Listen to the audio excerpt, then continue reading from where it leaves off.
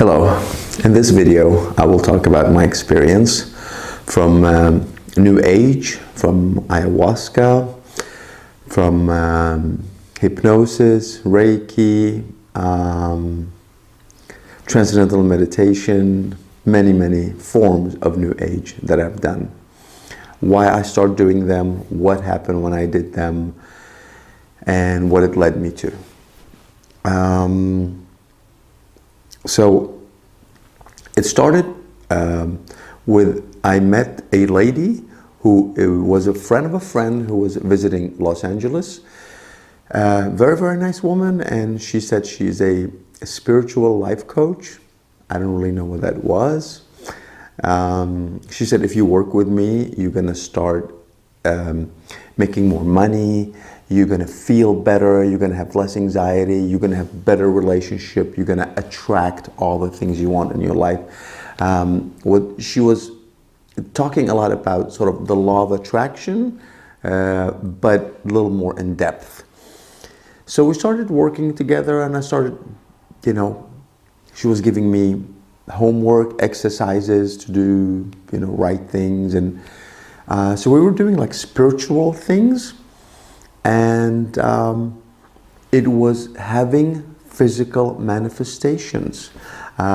Within really just a couple weeks of working with her, I got a phone call from a client who said he wanted me to sell a house for him, and the price of the house was $5 million, over $5 million, out of nowhere. And I said, is this connected to that? And she said, yeah. She says, when we get help from spirits, these spirits have power to make physical things happen. I said, wow. I said, that's great. That's incredible. I want to be very rich, and I want to have peace and joy, and I want to be happy.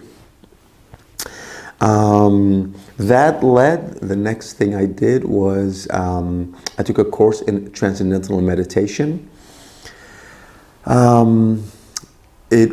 They give you a mantra. It's a word that doesn't really mean anything. It's just a combination of kind of weird letters. But you have to repeat that for 20 minutes, twice a day. And they also tell you that word is secret, and you're not to share with anybody else. It's just for you. And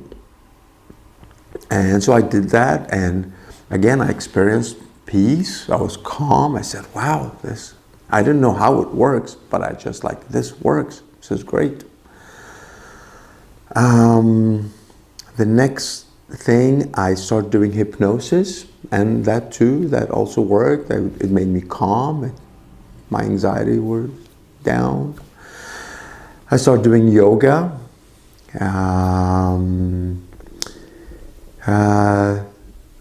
And also, the more sort of like New Age things I did, the more I was being rewarded. Even people at work, my coworkers at the real estate company, they said, Samuel, why are you so successful? How are you getting these big clients, celebrities? You're selling $1 million homes. Why can't we do what you do? What is it that you do differently? What is your marketing strategy? And I didn't have one. I didn't have a marketing strategy. But I would tell them, I said, I get help from spirits. I said, I meditate, I do these things, and I would encourage people to get in touch with the spiritual realm and get help from them, because it was working for me. And I was, I sort of like generously would share that information. So that was my life.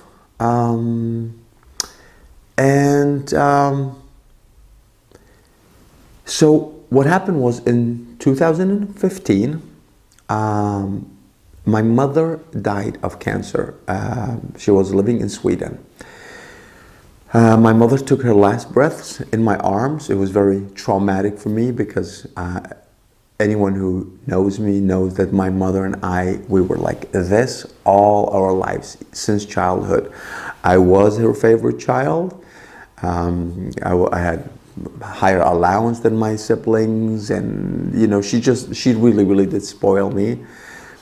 And I loved her very, very much. I remember as a kid, I would pray. I said, God, and I was Muslim at the time. I would pray to Allah, and I said, please take my life before you take my mother's life, because I just couldn't imagine life without this woman. She was everything to me. So when my mother died, my world collapsed. Literally just collapsed. I didn't know what to do. I didn't know what to do. So from Sweden, I flew to Thailand. I was there for 3 weeks, and I meditated daily there. And I went to an astrologer, and it was just more of that new age. And I took a course in Reiki. I became a level 3 Reiki master. It's the highest level. I flew back to Los Angeles. I was doing Reiki on myself. I was doing Reiki on people. And Reiki is very interesting because they teach you to do, I don't want to do these symbols, but you do a bunch of symbols in the air with your hand, and you say these words that don't mean anything. And I didn't know how it worked, but it worked. I would like see things, and I would just tell people things. They were like, how would you know these things? I said the spirits are telling me. It's the Reiki. And so the next thing after Reiki was, so what I want to say is, after my mother died, I became very, very interested in what happens after death. And also I wanted to get in touch with my mother. A friend of mine, he had some magic mushrooms, and I said, let me try them. So I did that. And at first it was, I don't know, kind of like, wow, what is this? Because I came into a different realm. I saw myself in past lives. I saw myself as like a 5-year-old running around in Germany in World War II, and someone helped me there. I saw myself as a Roman soldier. I saw myself as a fisherman, and with my family, the boat like sank and everyone died, but I survived, and that's why I have fear of water in this life. So everything was like affirming this Buddhist thinking of like past lives, we are just energy, you know, death is nothing. The physical body dies, but the soul is immortal, and it comes back, and maybe next time I come back as a tree, and next time that you are God and I'm God, and God is everywhere and God is everything, and it's just about love. Just love everyone and accept everyone. The message sounded really beautiful, and I wanted to believe that, because I wanted to believe that my mother is going to come back, and I'm going to see her again, and she may be, she may be the tree that I'm holding on, and I don't know. It was so far so good. So far so good. I'm sort of enjoying this, but as it is with these spirits, see, these spirits are demons, and I will get into that a little bit later. So what they do is, initially,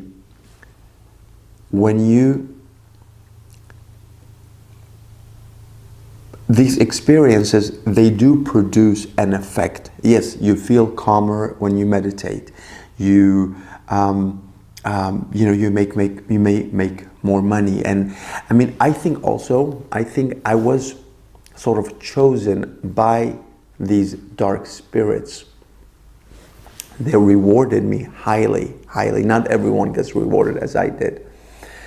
They really gave me the best they had, because they knew that I would go out and promote spiritism and New Age, because after those experiences, I wanted to. I was about to write a book about New Age, and I was halfway through the book, and I also was about to make a documentary about ayahuasca and living a life of like spiritual freedom, and I was very passionate about it. I wanted to, at some point I wanted to move to Peru and just become a shaman myself, because I said this is the truth. We've been lied to all our lives, so that's what I wanted to do. Anyway, I want to also get into the ayahuasca part. So after the magic mushrooms, the next step, a friend of mine told me, he said, hey, there's something called ayahuasca. It is like, if you like, spiritism, this is it. This is the like atomic bomb of spirituality. And they promote it as something that will cleanse you of all your childhood trauma, all hatred, all resistance, and you just go with the flow, and it's love, and you just, I said, hey, that's great. On top of that, you come in contact with these spirits, and I said, this is great. So what I did was I called my niece. Her name was Vala, who lived in Sweden, who was struggling a lot with a drug addiction and suicide attempts. Her life was very traumatic, and I said, Vala, come to LA.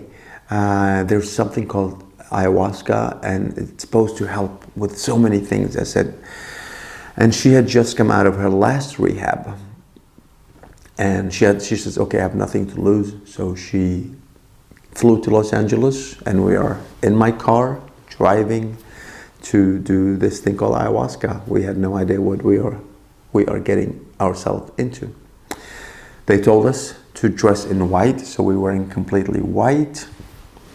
We get into this big house, 2-story house, and there's a bunch of people there. Everybody's sitting in a big ring with a shaman, and there's all these symbols and feathers and crystal balls and tarot cards and books about angels. It was like, wow, it was impressive. And before the ceremony starts, they go around one by one in the ring, and everyone is to speak their intention. Why are you here? What would you want these spirits to help you with? And people would say all sorts of things. Some people said, oh, I want to get pregnant. People have difficulties with pregnancy, or I want to find the right person to marry, or I want to find my dream job. People would came with different desires. And my intention, I said, I want to come in contact with my mother. I want to know, how is my mother doing? What's happening what happens after you die? And my niece, she said, her intention was, she said, I want to know the truth.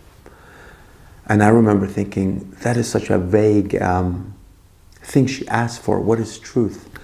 But today, I'm very, very glad she asked for the truth. I'll get into that part later, because she received exactly that, the truth. So the ceremony starts. There's a lot of singing, a lot of rituals, it's very ceremonial. So they did this like burnt offerings. They burnt grains and sent it to heaven. It was a lot of burning and smoke that would go up to heaven. A lot of bowing down to these spirits. And they call it Mother Ayahuasca, and you worship Mother Ayahuasca. It was sort of like very religious, and I didn't really understand it. Anyway, so the first ceremony starts, and within about half an hour, there is this clear, you cannot mistake it for anything else. There's a clear communication with these spirits, and they are telling me things. I hear it very clearly. I don't hear sound, but it's just a communication that you're aware of. Sometimes it's hard to explain. But basically, these spirits, they said, welcome. We're glad you're here. And you, Samuel, you are a child of light. And we have wonderful, big plans for you. Big plans for you. The things we're going to do for you is above and beyond what you could have ever imagined. But there's one problem. Your niece, Vala, she's a child of darkness, and we cannot help you as long as she's in your life. So you have to separate from her. That was what they told me. And I didn't really understand why, but they also told me, they said, in order for us to help you, you must do everything we tell you precisely as we tell you. You cannot question us. Even if we tell you things that you don't understand, you just have to do what we tell you. Otherwise, it will just delay the process. And that's why when they told me to get rid of Vala, I said, okay, I don't understand it, but there's spiritual things I don't understand. They see things differently than what we see. So after this ceremony, I told Vala, I said, Vala, these spirits are telling me I cannot have you in my life anymore. She was very sad, and she said, I've only loved you all my life. I've only been there for you. Why would you want to get rid of me? And I said, it's not me. I have to do what these spirits are telling me. And I continued to do ceremonies, and I did about 12 ayahuasca ceremonies. And in many of them, what looked like my dead mother showed up. And I was communicating with this person that I thought was my dead mother. And she was telling me all sorts of things, and it was very emotional. I was crying, because I thought I came in contact with my mother. Now today, I know it was not my dead mother. Dead people are dead. They have no ability to communicate with us. It was a demon. These demons have ability to show up as dead people, because they know that's how they can win our trust. Because if I believe that I'm communicating with my mother and I know my mother loved me, then they have my trust. Whatever they tell me to do, I will do it, because I think this is my mother telling me those things.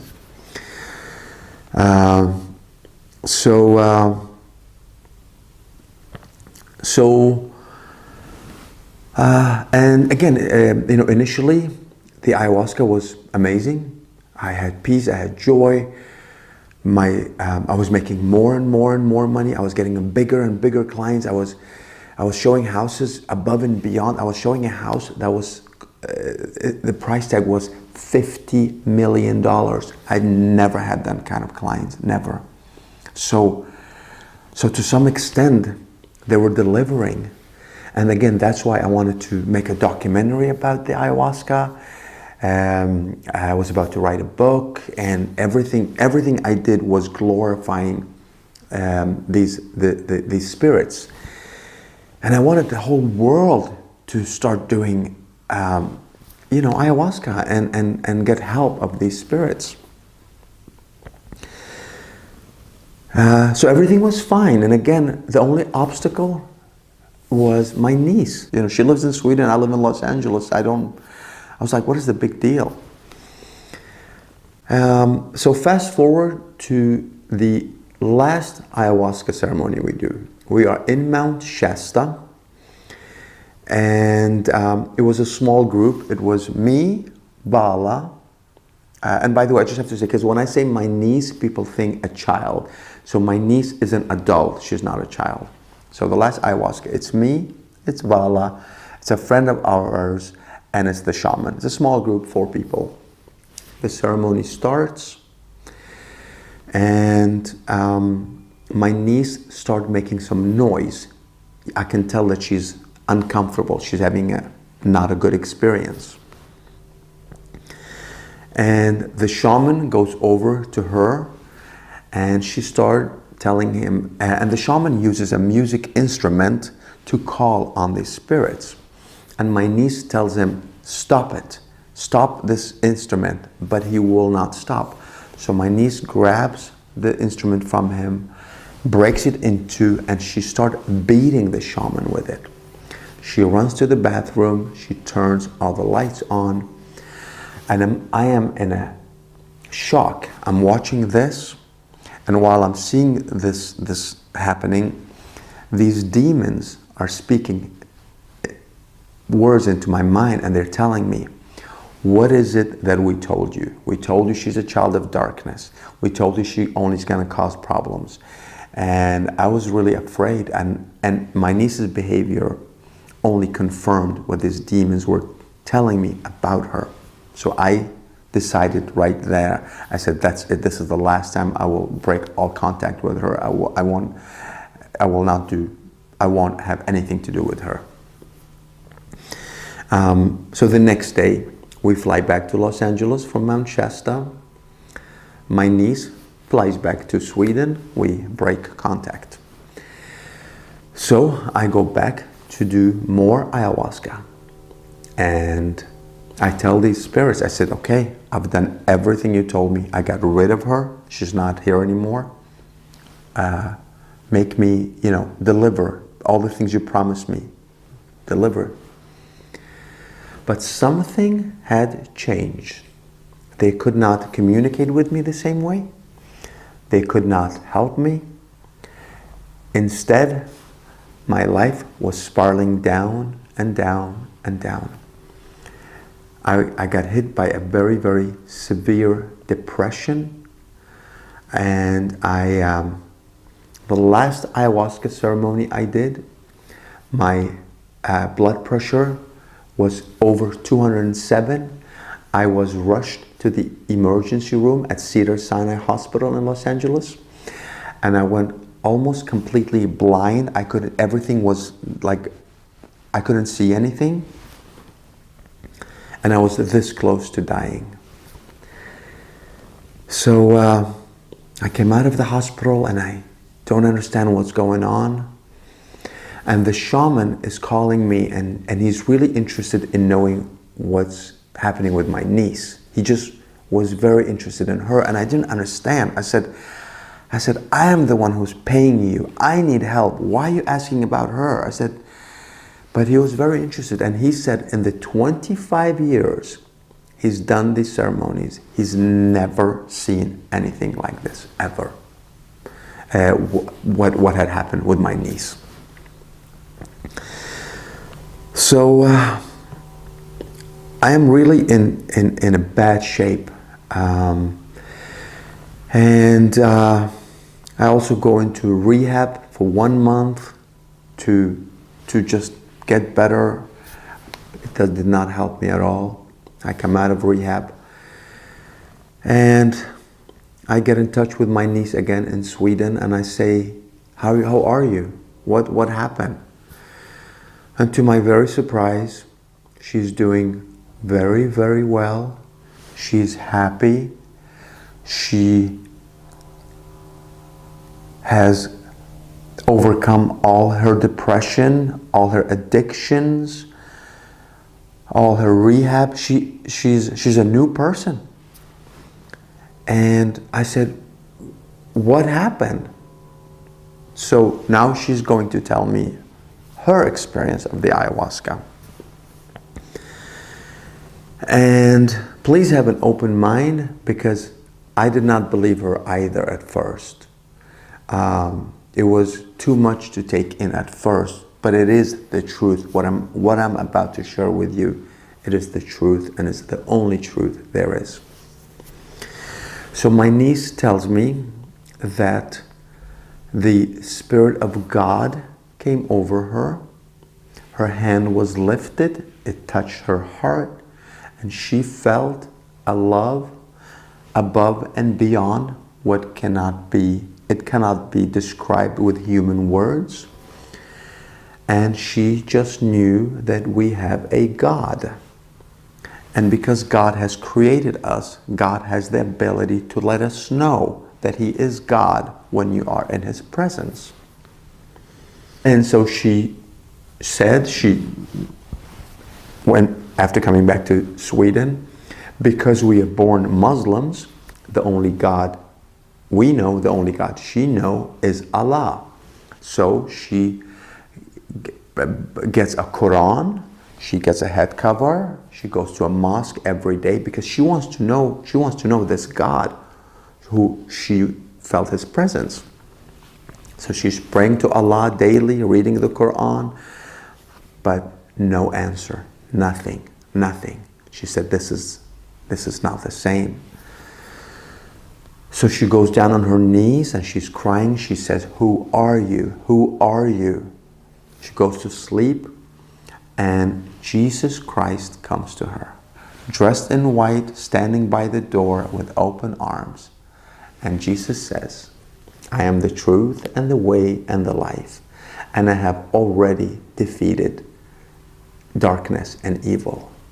And her life is transformed. And remember in the ayahuasca intentions, when we would speak our intentions, she asked for the truth, and that's what she got, because Jesus is the truth. So anyway, she tells me all this. I don't believe her. I think she had a psychosis or something. But if someone has a psychosis, they are in a mental hospital, their life doesn't get in order, everything doesn't become perfect. So I was interested in what she had. Like, I wanted to be free of my misery and my depression, and I wanted to feel better. So I said, let me give Jesus a chance. So I started watching videos of Jesus on YouTube, and that's how it started. It was my niece's testimony, and then I started watching these YouTube clips. Now there's more details because I was also living a life of homosexuality, and I'm gonna take that part in another video. But all I'm gonna say is that I also accepted Jesus 2 years ago, and Jesus has freed me and given me complete victory over homosexuality. And this last 2 years have been the most wonderful, peaceful time of my life. The joy and the peace that comes with Jesus Christ surpasses all human understanding. We have a God, we have a Creator, He's our Father in heaven, and He is the only true living God. People say, well, you have your God, I have my God, all gods are the same. It's not. I was born as a Muslim. I prayed to Allah. I went to a mosque. Nothing happened. I went to New Age. I went to Buddhism. I worshipped Buddha. Nothing happened. I worshiped myself. I tried to be a god myself with my success in real estate and all my success in the world. That didn't work. So there's only one true living God, and Jesus is the truth. Now what also is true is that Satan is real and his demons are real, and they are working overtime to destroy every single of God's children. Every single one of us are created in the image of God, and God loves us so much, He gave us His only begotten Son, Jesus Christ. So I pray that you give Jesus a chance. You may be just like me, thinking religion is just, I didn't want anything to do with religion. I thought religion was just there to control people and suppress people. There was nothing good about religion. But this is not a religion, it's a relationship with our Father in heaven through Lord Jesus Christ.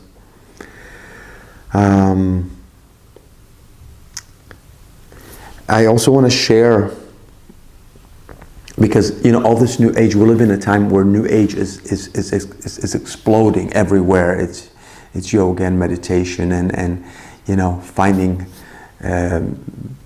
going in, finding the light in ourselves and all that stuff. And so in 2 Corinthians 11:14 it says, "No wonder, for even Satan disguises himself as an angel of light." So remember, the Bible, every word, every single word in the Bible is truth. The Bible tells us that Satan will show up as an angel of light. So all this enlightenment movement, all this, it's satanic. Yoga and hypnosis and meditation and Reiki and you name it. It's all demon worship. And there's only one who can make us free, and that is Jesus Christ. In John 8:36 it says, "So if the Son makes you free, you will be free indeed." Thank you for watching, and God bless you.